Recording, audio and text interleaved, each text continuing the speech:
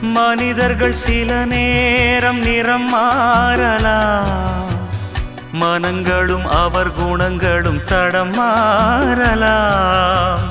இலக்கணம் சில நேரம் பிழையாகலாம், எழுதிய அன்பு இலக்கியம் தவறாகலாம்.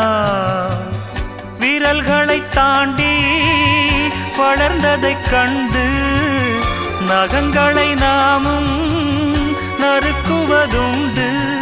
இதில் என்ன பாவம், எதற்கிந்த சோகம்? கிளியே நலம் வாழ என் நாடும் என் வாழ்த்துக்கள், தமிழ் கூறும் பல்லாண்டு என் வார்த்தைகள்.